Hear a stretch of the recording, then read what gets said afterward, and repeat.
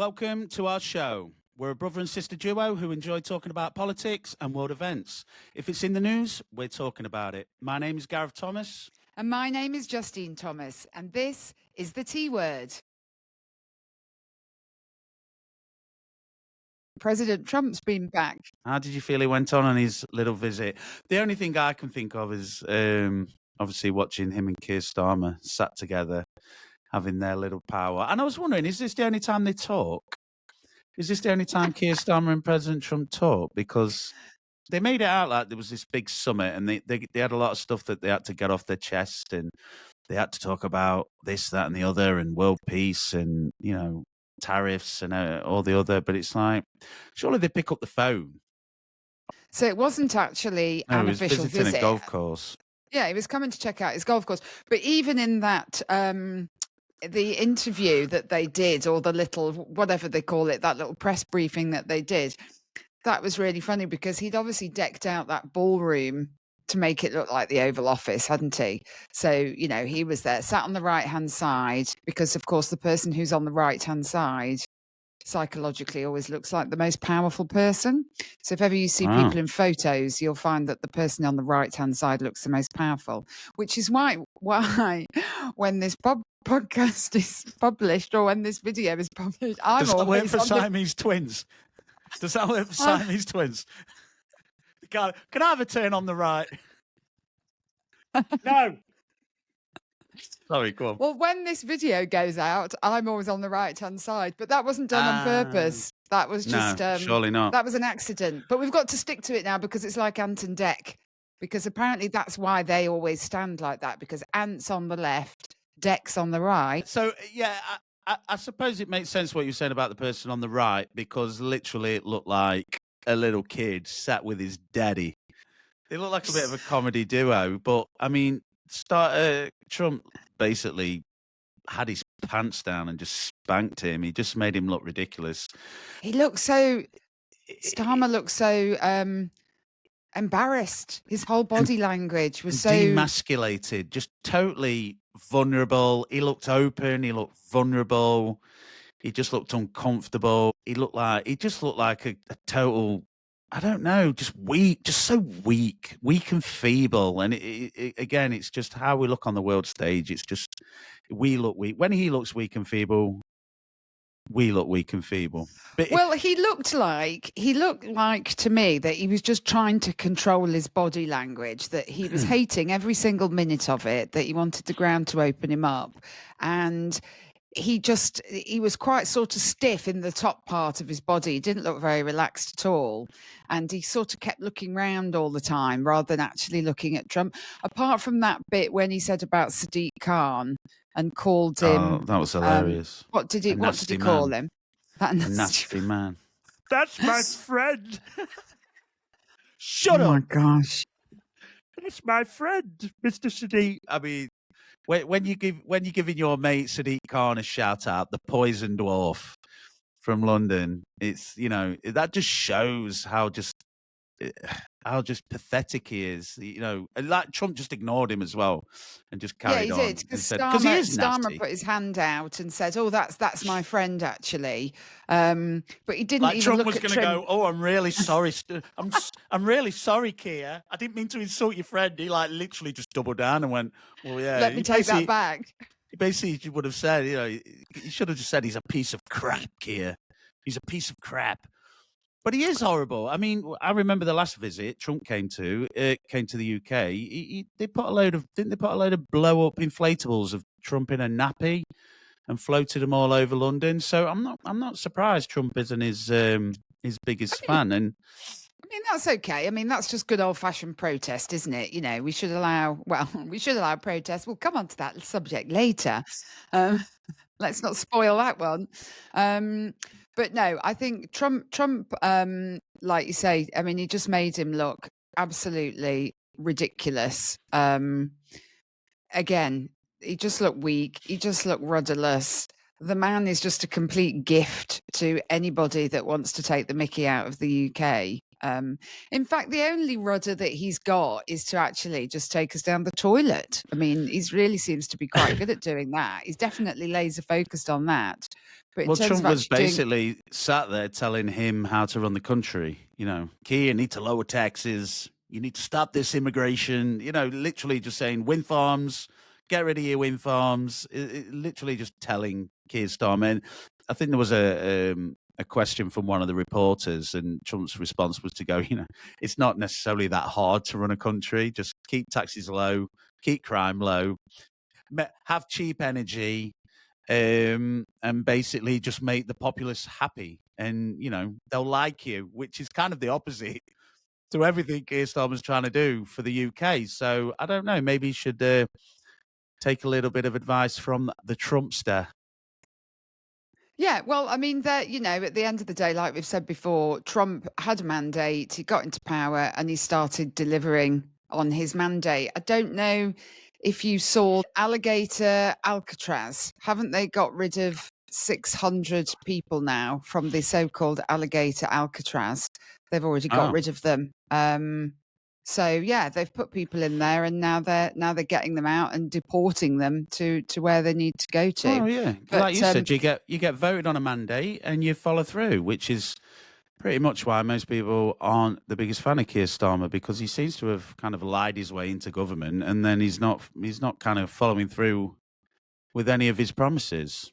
And on top of that, doing a lot of things that he never said he was going to do in the first place. Like, I'm not sure he said he was going to, tax farmers in the way that he's done as well. That was another question that came up for Trump about, and, he came back with saying that they'd abolished a lot of the taxes on farmers. And he'd also said that they'd had a lot of farmers that were committing suicide in America, and that, Yes, that's the right. reporter turned around and said, well, we're having that as well. And you could see Keir Starmer's like literally malfunctioning as they were saying it. It was like they were pushing, when someone has a conversation about you as if you're not there. It's like Keir Starmer was just sat there. It was so awkward to look at.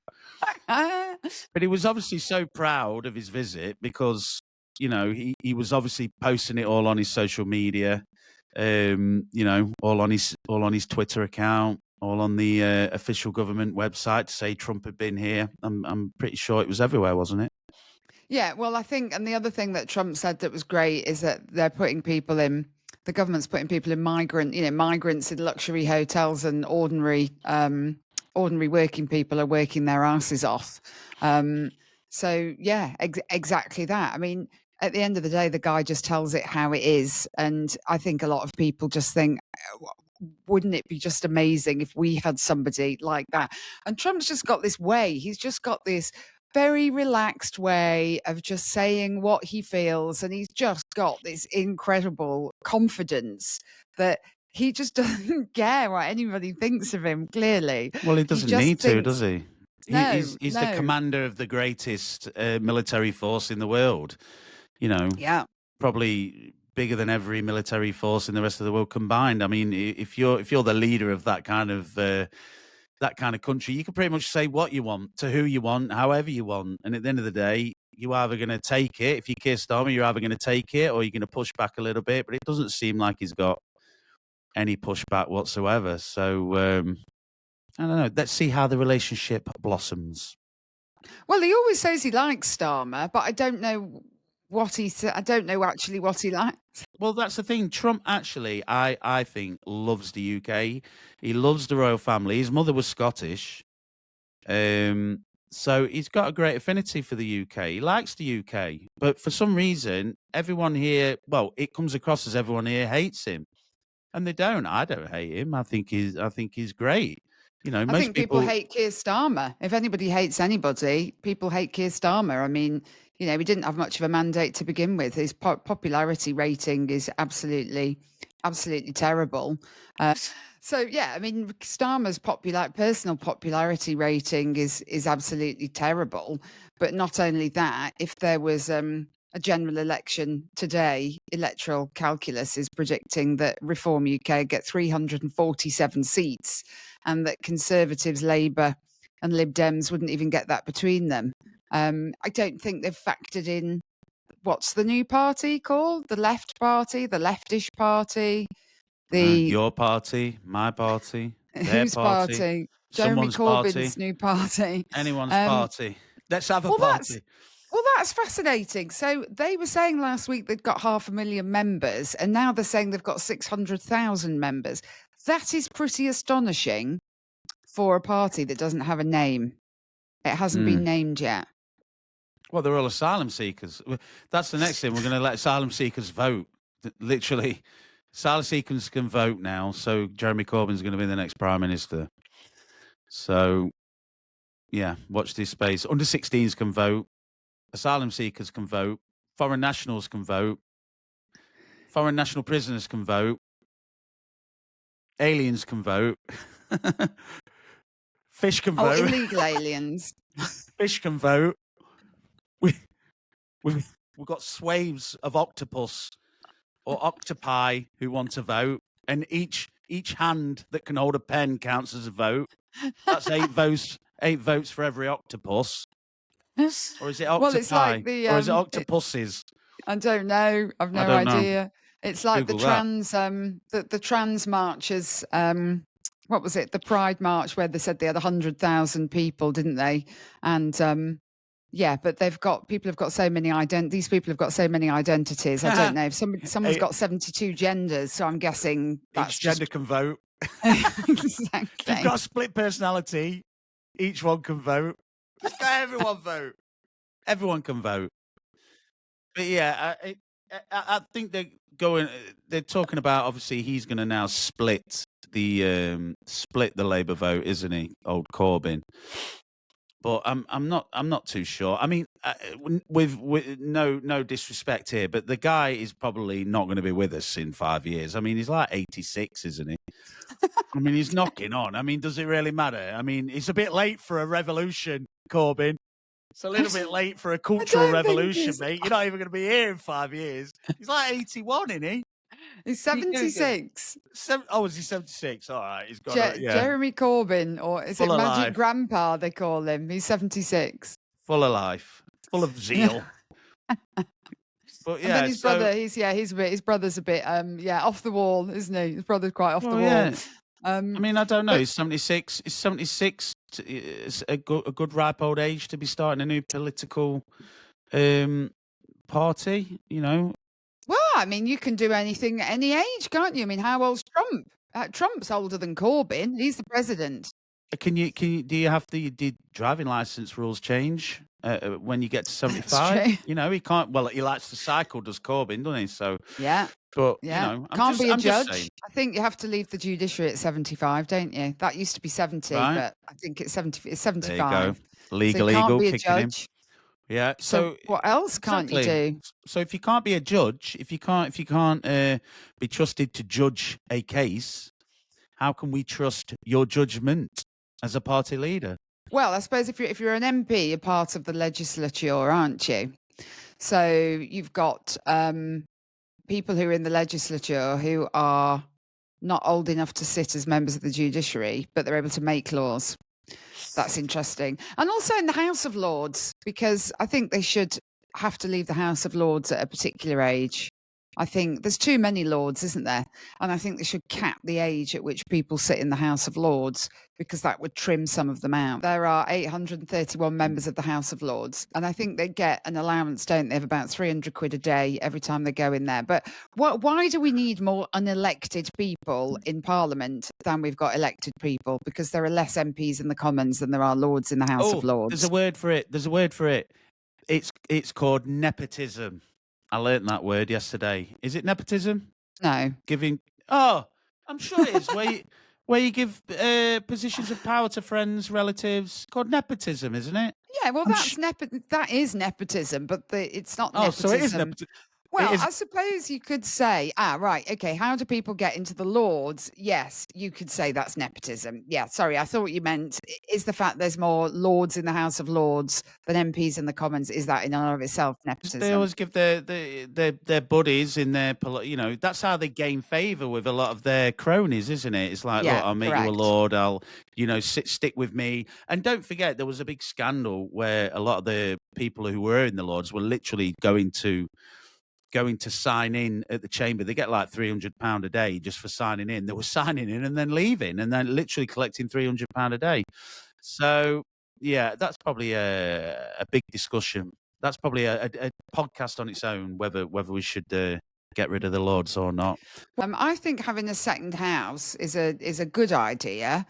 Having an unelected house, I mean, it's pretty archaic, isn't it? The idea, we're supposed to be the greatest democracy in the world, and the idea that you've got 831 people sitting in a chamber dictating to the elected representatives how legislation passes through Parliament. Is a bit crazy, really. I mean, it's all very twee, and I know, I like the whole historical aspect of Parliament, etc. But I mean, some of these people are so historical. They do have cobwebs on them. They're so flipping old. So I think there should be an upper age limit for sitting in the House of Lords. It's ironic, isn't it, that that Westminster can have a second house when Rachel Reeves has just put stamp duty up for everyone else who wants one, but we are where we are. I don't know about that, but I don't know if you get accommodation expenses if you sit in the House of Lords or not. I don't think that's the case. But there's a few archbishops, isn't there? Well, I've just read in the paper that they get reduced price massages in Westminster. There's just been a load of uproar. I read an article in the paper about it. They have subsidised massages and foot rubs in Westminster. And they have a subsidised bar. They have a subsidised cafe, a second house. There's loads of things that they call them subsidised, but I think they're probably just non-profit making. Have you ever been to the House of Commons and been there for lunch or dinner or? I have, and I felt the curtains in the House of Lords, the most beautiful curtains I've ever felt in my whole life. Is this where you whip out a little piece of red velvet? No, yeah. Have you never felt the curtains in the House of Lords? In the robing room? Incredible. They've got these big red curtains, these big flowing curtains. Yeah. And they must be about 4 to 5 mil thick, and they're just incredible, opulent. I'd go so far as to say opulent. It's where the monarch puts the robes on. So if you can't have it opulent for the monarch, well, I'm not saying it shouldn't be. I'm just saying it's incredible. It must be some kind of Egyptian. They're not going to go to John Lewis, are they? Or Dunelm? I'll have 20 meters of that, love. Or Sheen. Where we're getting the new robes for the king, Sheen. There's a robe for $25.99. Make sure you order 2 sizes too big, though, because they're never bloody right. Have a look on Team News. Yeah. But no, they do. No, they're. I don't know that it's subsidised. I think maybe it's non-profit making. So yeah, if you can get a glass of wine for £3, well, if the bottle was going to cost £10, well, fine. But I think maybe they sell things at cost. I don't know. I don't really have. Who cares? I don't have a problem. Trump never went, did he? Trump never got to go there. No, I don't think he'll get to go the next time. I think they're going to keep him well out of the way, aren't they? Have they done it when Parliament's not in session or something? So we can't get to look in. Basically, they're all on holiday, aren't they? I think they're all on holiday. I think they might be during then.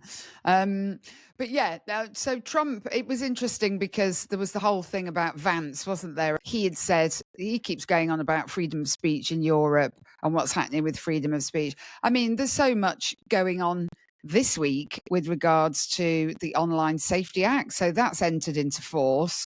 Very, very differing opinions from people as to that. I've seen quite a lot of posts on X where people are, putting their broken hearts on, saying, heartbreaking, you can't see my post.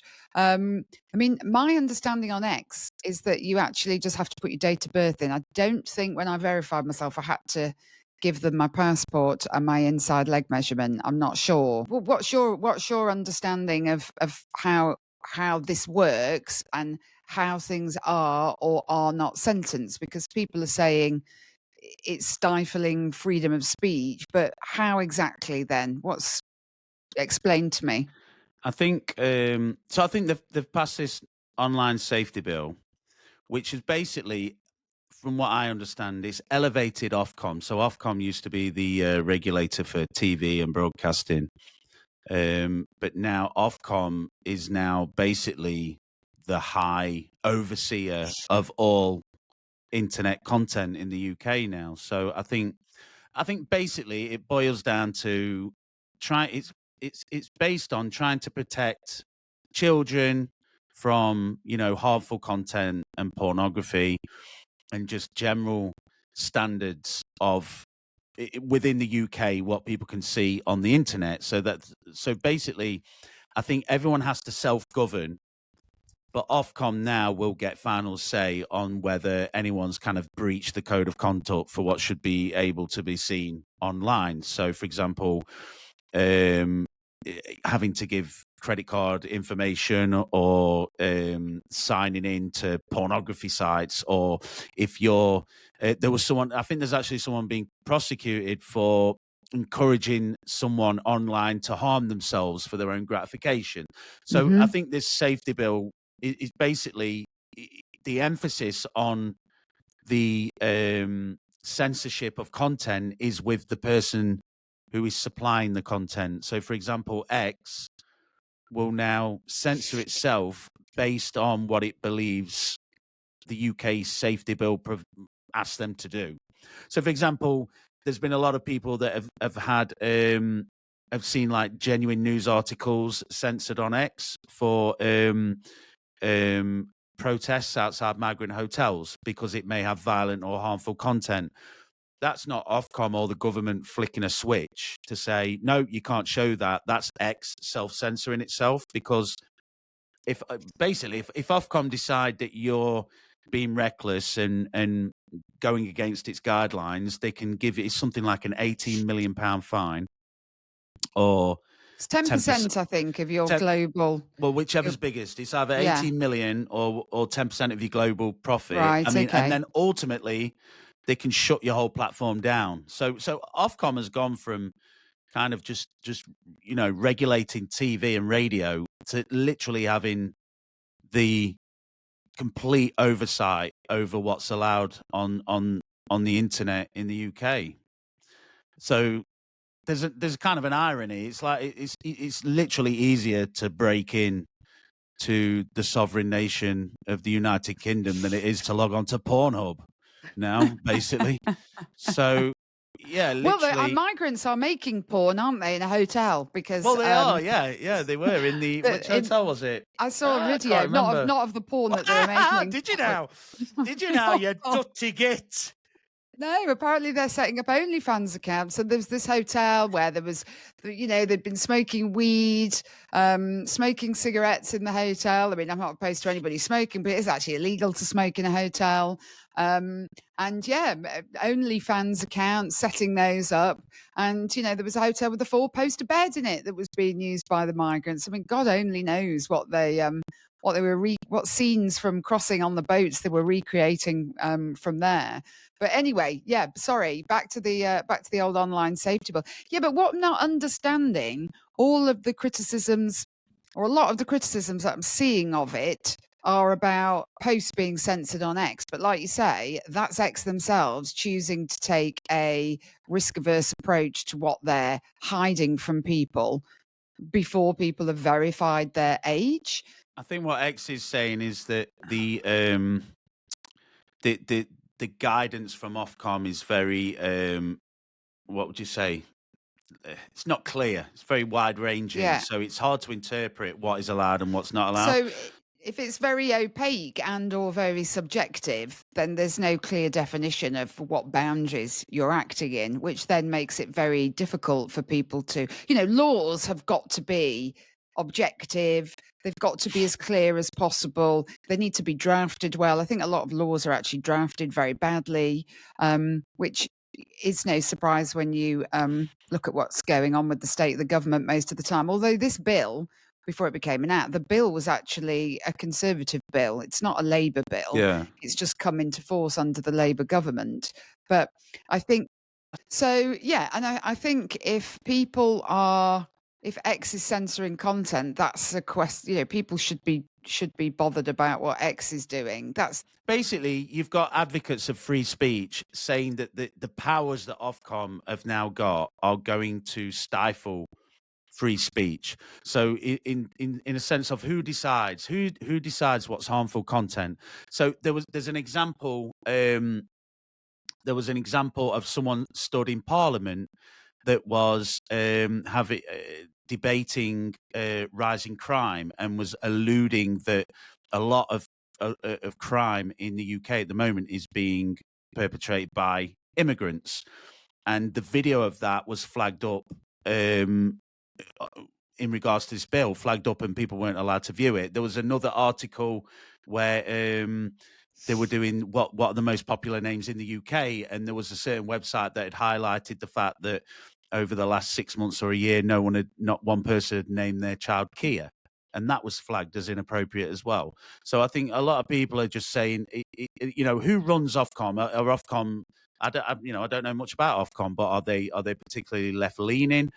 You've got a board and a chair there, but at the end of the day, if they decide, well, who decides what's harmful content? Who decides what's free speech? Who decides if one side of the argument is harmful and one side isn't? It's so. I think people are just complaining that potentially it's too much power and it could be misused. For me, it's quite simple. I think if we just did simple things like we banned smartphones for under 16s, we didn't allow anyone to be on social media anonymously.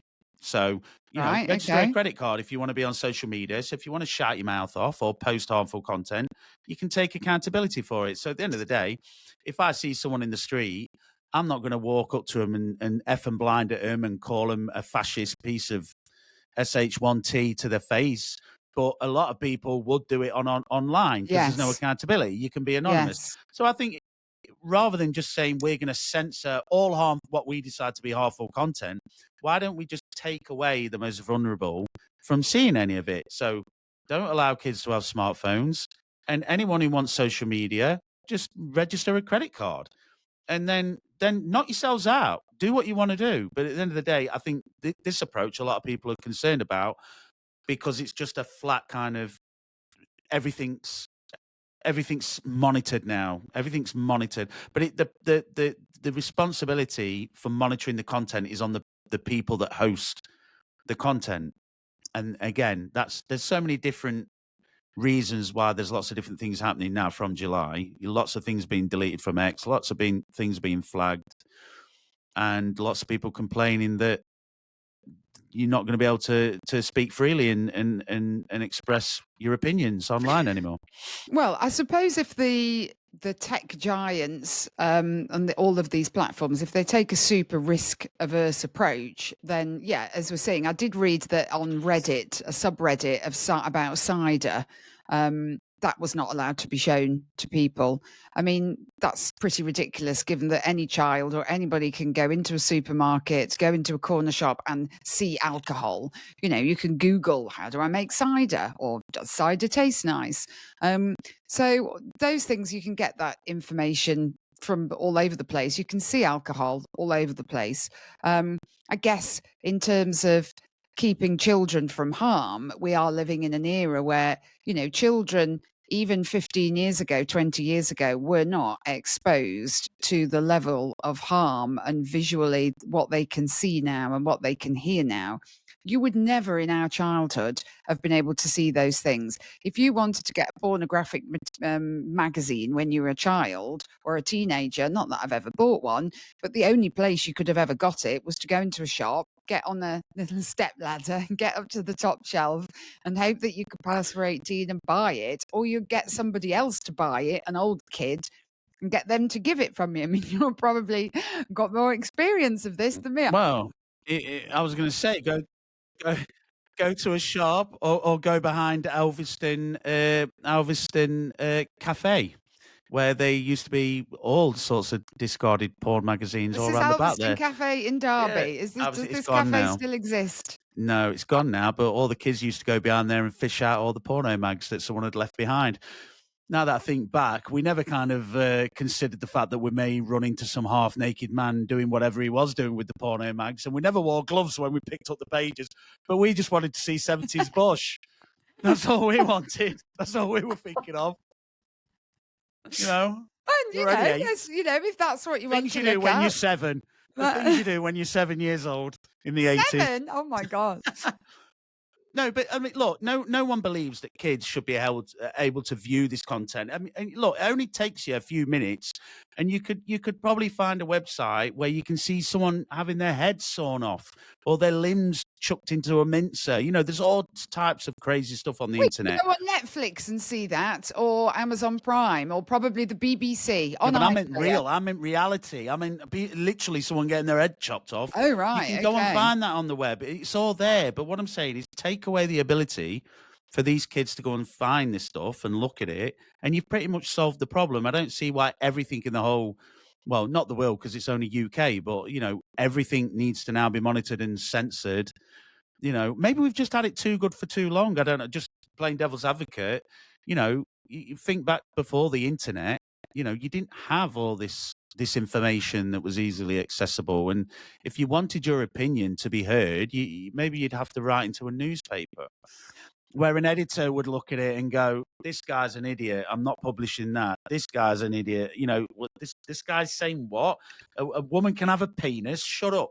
Do you know what I mean? But now anyone can literally say anything, can do anything. So I do see that there's good and bad. Is my summary. Yeah, That's I think it's difficult because, and I believe I'm right in saying that what's being targeted is things like self-harm, anorexia, suicide. I mean, what right-minded person wants a child looking at that sort of content? Nobody does. But quite frankly, you've got drag time, story time going on in primary schools. So we've got men dressing up as women, aping women who are being invited into primary schools, and primary schools are talking about how you can be 72 genders or whatever. So, you know, we're inviting that into schools, but then obviously I'm not saying that that's up there with suicide or child pornography or any type of pornography, but you know, it comes down to what do you actually think is acceptable to expose children to, regardless of how children are seeing this. And I think you're right. What you would do in real life and what you see when you're in a face-to-face 3-dimensional environment and what you would do is very different to in a more in a 2-dimensional environment where you're just looking at a screen. But you know, do I want children to be looking at this sort of content? Absolutely no, I don't. But I can't see how having an age verification in and of itself, how that's going to work. I'm not sure what the parameters, what the mechanisms via all these platforms are. And surely kids who've got half a brain are going to start using VPN software. So they will just get around it. So it looks like they're from another country. So surely, though, doesn't that mean that those children will actually get exposed to more harm because they will see more things that they wouldn't have seen because they'll be able to access other stuff that, other websites that maybe they wouldn't have been able to, maybe websites that are banned in the UK completely. I don't know. Surely that comes down to the law of unintended consequences, where you set out to do something and you think you're doing a great thing, but actually what you're doing is potentially just exposing children to more harm. I don't really know what the answer is. I mean, well, that's my point.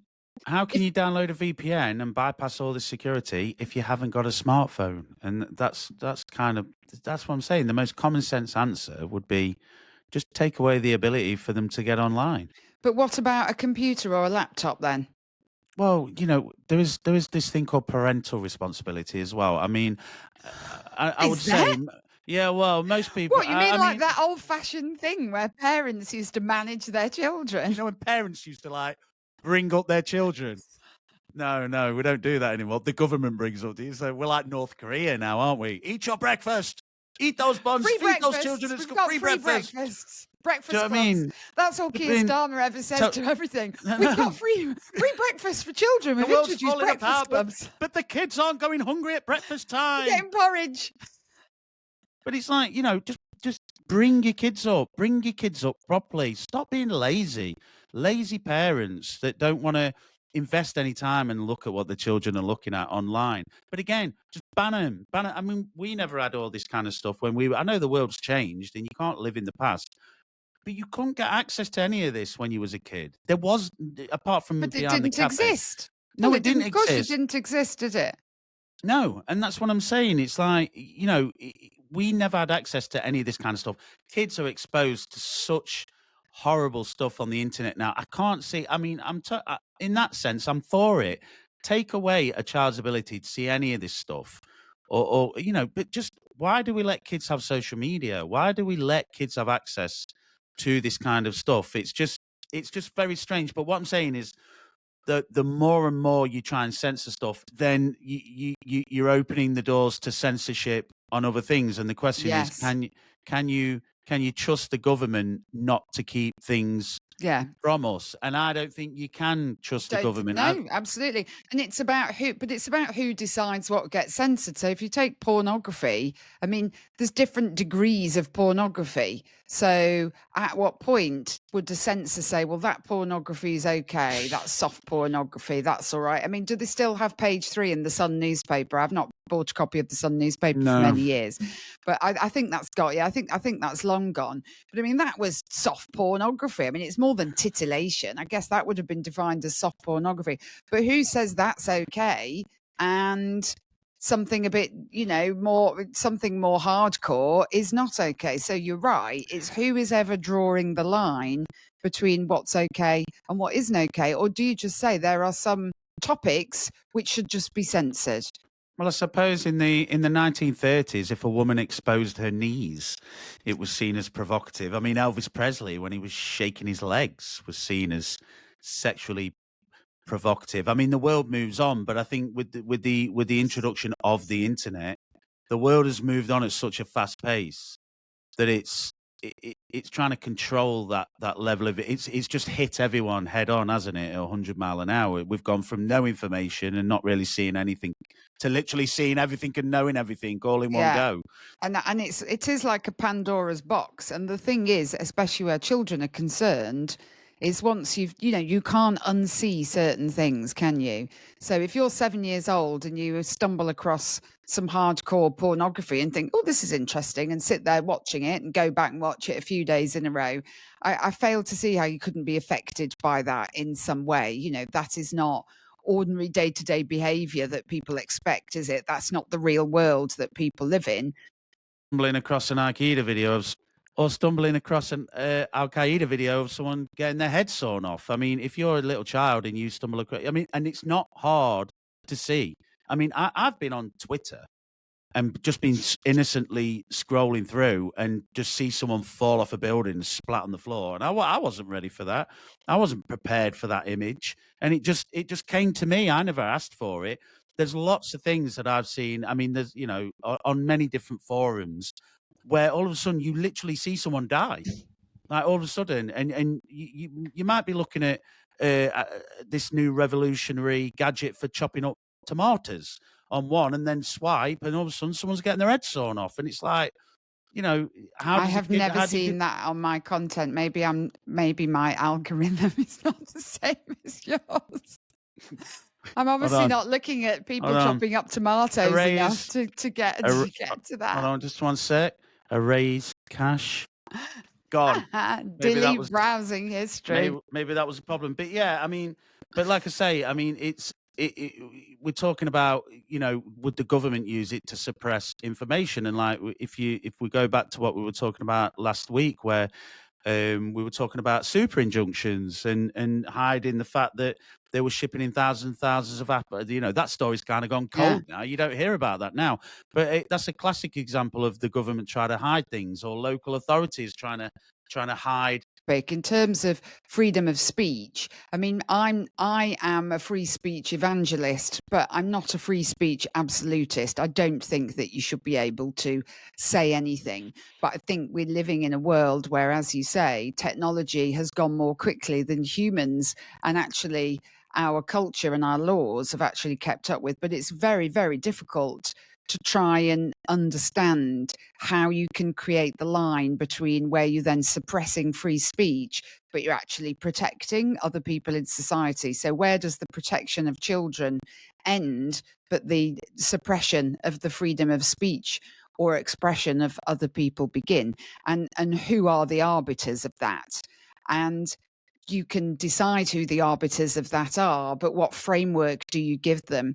What law do you give them to act within? And is that law objective, and is it clear? And if it isn't, that's where you're going to run into problems, or one of the areas that you'll run into problems.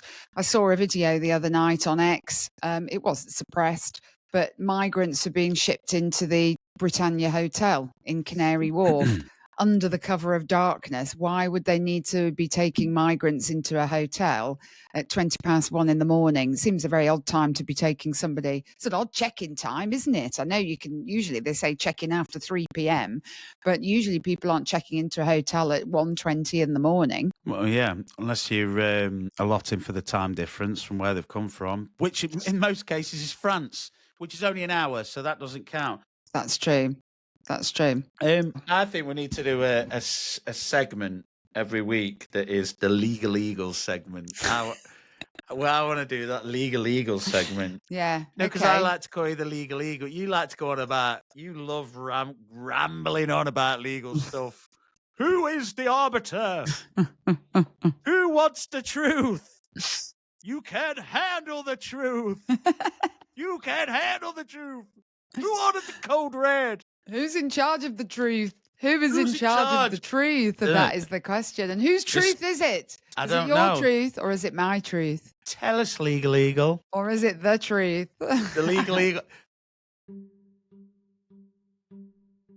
There was an advert on the DWP website for a Sharia law court administrator. What on earth is that all about?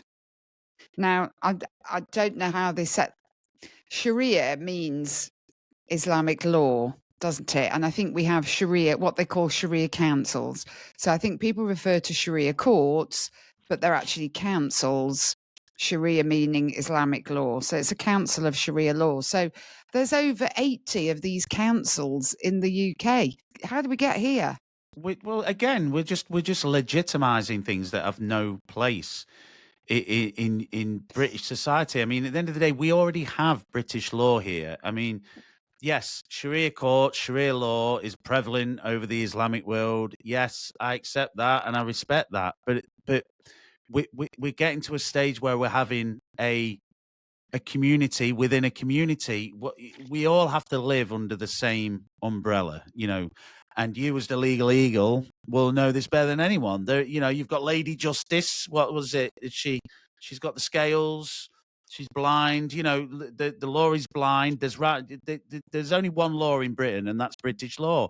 So the fact that we're not stamping this out and just saying, you know, no, we're not allowing this. I mean, it's coming to a point where within certain communities, they're bypassing the British courts and the British legal system and managing kind of disputes and that amongst themselves in Sharia courts.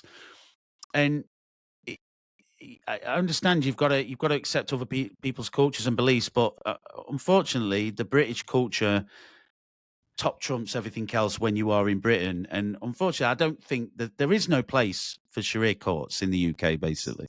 So every part of me tells me that this is wrong.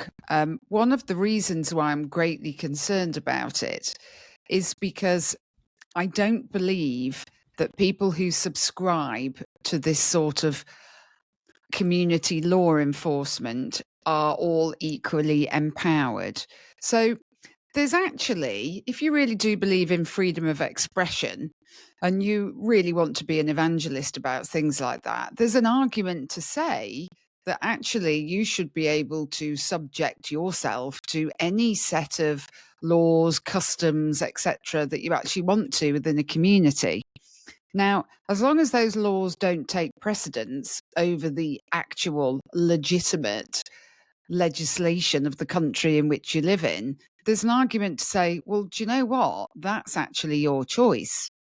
The problem that you have is when these communities are set up in a particular way, or when the rights of some people within these communities are known to be subverted in favor of the rights of other people within those communities, then that becomes completely problematic. And one of the specific problems I have is that I don't believe that the rights of women are protected by these councils in the same way that the women's rights would be protected if they were subject to the usual laws of the UK, which they always would be. But these Sharia councils, for example, will often advise people, um, advise Muslims around things like marriage and divorce. So, okay, there's an argument to say, well, if you've got a little community and you want to, within your religious community, have an advisor who talks about marriage, divorce, all of those interpersonal problems, all of those sorts of things. Well, I guess that happens in every community, but the problem occurs when people are subjecting themselves to something that actually seems to be operating in a way that is subverting what is the law of the land and is discriminatory in terms of what the law of the land is, and is treating certain people within that community less favorably because by virtue of the fact of, for example, they are a woman. Yeah, but that's my point. We can't have Sharia courts that work in parallel to UK Exactly. Well, there British should law. not That's be. that's Yeah. the issue. Like you say, if you've got an advisory panel that wants to work inside its own framework in terms of your culture, then fine. But everything has to be done under the banner of British law. Yeah. So if we're having Sharia courts that are contradicting British law and making judgments that wouldn't be legal in this country, then no, Exactly. it's unacceptable. We shouldn't be Yeah. allowing it, and we should be stamping it out. But if we, I mean, there's lots of different boards in this UK, a board of directors or a board that manages some kind of fund or a charity that will make decisions and vote on things. That's fine, as long as it falls under the umbrella of British employment law or whatever laws they're discussing at that time. But if you're in a Sharia court and a man says, I would like to take on another wife, and that Sharia court grants him access, then potentially that wouldn't be legal under British law. If there is a wife that's being mistreated or beaten by a husband, and the Sharia court orders that the wife cannot leave the husband and must go back to him, that would contradict British law. So, in my opinion, there's a difference between a court and a council. A council, fine, you can go for counsel. You go to a priest for counsel, but in terms of there's a distinct difference. A Sharia court that enforces Sharia law is unacceptable. I mean, a Sharia council, I suppose there's arguments for that, but you just can't make decisions that contradict British laws, is what I'm trying to say. Yeah, there is a real problem here with the perception that a parallel legal system is operating, and that Muslims in this country are acting within their own legal system. And I do feel I have no first-hand evidence of this, so I'll probably get shot down for saying this, but my best guess is women in particular are being forced into certain courses and types of action and are being discriminated against because of these community councils, because they feel that they can't actually use the UK law to help them out. If they want to get divorced, they should be able to get divorced subject to the laws of the United Kingdom. They shouldn't, for example, be going to the community leaders and saying, oh, I want to get divorced. And then the community leader says, well, you can get divorced, but basically you've got to give all of your property to the man that you're divorcing. Oh, okay, well, because I've subjected myself to that, I'll do that then. Well, British law would not require the woman to do that, but the woman in that circumstance probably doesn't feel like she'd be able to use the actual law in place. So what we're doing is these councils are creating division within communities because they are causing they're causing communities to become more separate from the laws and customs of the UK. They're actually, in my opinion, they create more division. And quite simply, there should be no parallel legal systems within the UK. And, you know, we should all be subject to the same laws. But it is very difficult. It's an interesting philosophical question and an interesting debate point as to whether I should be allowed to subject myself to a parallel legal system. Well, if ultimately British law always takes precedence over that legal system, if I want to deny myself my rights under the UK legal system, why should you tell me that I can't? The only time you would be able to say that I shouldn't be able to do that is if I was being coerced or controlled in some way. So then you get into the argument of, well, okay, are we assuming that people who subject themselves to these councils are actually being controlled and coerced in some way? I think there's a high probability that yes, they are actually, which is why I think they're wrong, which is why for me they're deeply, deeply concerning. Yeah, it's just a direction of travel where we should pump the brakes before it manifests itself into something bigger than it than can be controlled. Well, Basically, again, you use the word indicative. It's the fact that there's an advert on the DWP website. I think it was some community centre in Manchester. The fact that that thing is being that job that role is actually being advertised to me represents something hugely problematic. It's a transparency of these courts, councils, whatever you want to call them, are operating. They're hiding in plain sight, to mm. use the expression. And I think it's deeply, deeply worrying. But there are millions of Muslim people who live in the UK. I mean, 2021 in the census, I think there was 3.9 million Muslim people who lived in the UK. Perhaps they all want to live under Sharia councils and not bother with UK law. I don't know. We probably ought to ask them. I've never asked any. I don't know. But it goes back to a wider point. Just because you want something, it doesn't mean you can have it. I mean, it all goes back to that, doesn't it? Just because you want something, it doesn't mean you can have it.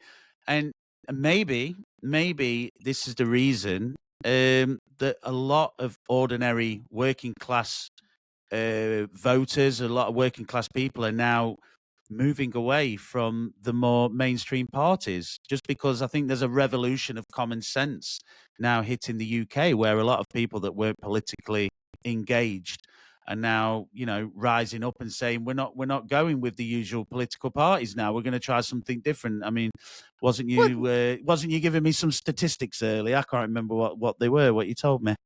oh, yeah. Well, I mean, we were talking about, voting intentions, but then, reform, yes, on course if there was a general election today to win an outright majority.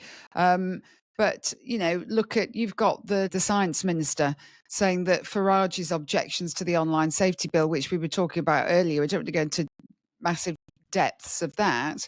But he basically said that if Jimmy Savile was alive today, that he'd be committing his crimes online and that Farage would be quite happy to protect him based on his objection to the online safety bill. And people are turning away from comments like that because we are not interested in that cheap mudslinging mindset. Labour have got nothing better to do than throw mud. And I also heard that the comments that Peter Kyle made had actually been sanctioned by Number 10 before we went on air. Parliament isn't sitting, so Farage can't go into Parliament, can't go into the Commons and actually ask a question or demand to know what said Peter Kyle was thinking about in making those hugely, hugely, I mean, they're just awful, beyond the pale comments about him. And it's just outrageous. The best that the left can do, the best that the Labour Party can do, the best that the Labour Party can do is just mudsling all the time because they've got nothing else to do. But it seems to me that every time they throw some mud, that reform just goes up in the polls. I think people just see through all of this rubbish. Well, the thing is, if you throw mud directly into the air, it usually just comes around and slaps you on the head again. But the thing is, once you just resort to throwing cheap insults at people, you've lost the debate, haven't you? If you can't defend your own bill, or I mean, like Peter Kyle, he's the Secretary of Science and Technology. He's kind of the overseer, and he has a lot to do with this new Ofcom online reform bill. Online Safety Act. There you go, Online Safety Act. He's up there, But the thing is, if he can't justify what it is that it's meant to be doing, and he can't defend the concerns that people like Nigel Farage have got, then that doesn't say much, does it? The only thing you can do is just throw a mad insult. Not even defending Farage. Actually, defending ordinary people like you and me who want them to defend it, who want them to explain, and actually they can't. And the stories come out in the last couple of days about these two Afghan men arrested for raping a 12-year-old girl, and that the police asked the leader of the council not to talk about it. I mean, why would you do that? Why do you need to not talk about that? Why is that not talk aboutable? I don't understand. It's because obviously they think the British people are so stupid and so uneducated that they can't possibly know the truth behind any of these incidents, because they just won't understand because the normal knuckle dragging working class people in the UK would just obviously start rioting instantly, and that's the thing. It's like they're not even acting in the interest of the British public anymore, and that's why normal working class British people are turning away from the two parties, because it's always a case of we can't tell the British public anything because they wouldn't understand. They're too thick to understand. The British, but it's like when the British public voted for Brexit, for example, it wasn't a case of we're going to accept the result and we're going to implement it. It was, we need to educate you as to why you made such a stupid decision. Yes. You were lied to. You're lied to. Immigrants aren't bad. Immigrants never commit crime. It's not an invasion. There's nothing to see here. You're stupid. You're idiots. And that's what I'm saying. A lot of the British public now, and this is why I think Reform are going to do really well, is because Reform aren't just appealing to one demographic. Like you would always say Labour were the working man's party, which they are not the working man's party anymore. I don't know what they are. You would always say that the Conservatives were for the more middle classes. Sector party. Yeah, sorry to interrupt, but Labour are the party of the public sector. The single sex toilets. That's what Labour are. But then you would always say that the Conservatives were for the entrepreneur and the middle classes and people who want to work hard, get on, and we don't want to be the welfare state. The thing is now you've got a party like Reform that are actually preaching common sense. I mean, you look back to what Nigel Farage said about crime the other day, that he wants to get tough on crime. I mean, it seems so ridiculous that it seems that it's such an epiphany that someone would go, all this crime we're having in the UK, we're going to get tough on it. And the working class people, there's a lot of people, you've got a lot of these demonstrations happening outside hotels in London and Manchester and Leeds. And they're all labelled as far right. And I think the normal man on the street is sick of being labelled as stupid, uneducated, far right, because the elites that control the narrative in this country aren't the people that are living on the front line. They aren't the people living in the council estates. They aren't the people who are just scraping to get by, that can only afford to have one holiday a year. And they're not the people that are feeling the pain from all these decisions that have been made. So I think the normal working man now, along with the middle classes as well, who are also getting killed, on taxes, and business owners, I think people have just had enough. And they're turning their backs on the people that are just, treating them like idiots and going to a party. And Reform are literally, I mean, it's an own goal for them. An open goal, sorry, not an own goal. It's an open goal for them to miss. I mean, Farage is just like the Messiah at the moment, with his arms out saying, people, come to me, you have a home, and people are running to him. And you can see, when they say, if you, like you said, if there was a general election tomorrow, Reform would be running away with it. But it's crazy that Labour they're so belligerent in their beliefs that they just can't see the wood for the trees. It's like, no. The British public are stupid. They don't get it. They're so convinced of this. Gaslight them more. That's Keir Starmer. Keir, we are going to lose the next. I mean, when the next council elections come, we are going to lose heavily. You are basically screwed, Keir. No, just gaslight. Just more gaslight. More gaslighting. That it's crazy, isn't it? I mean, Yeah. I wish there was someone like with a bit of common sense that would go, Keir, just please change what you're doing. Just do another U-turn. One last U-turn, please. One more flip-flop. One more it'll make it all flip-flop. better.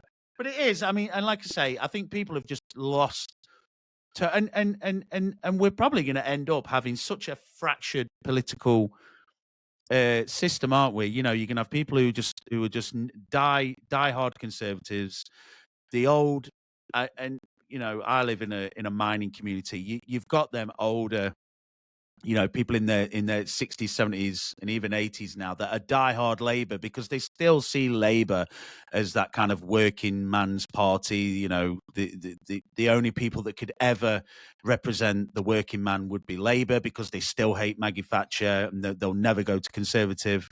Yeah, that's interesting. But have they found that middle ground in Reform now? Because their only option was, you know, they weren't going to go Conservative, as you say, because there's still that historical mindset. Yeah, of, exactly. You know, we hate Thatcher because of what she did to the miners.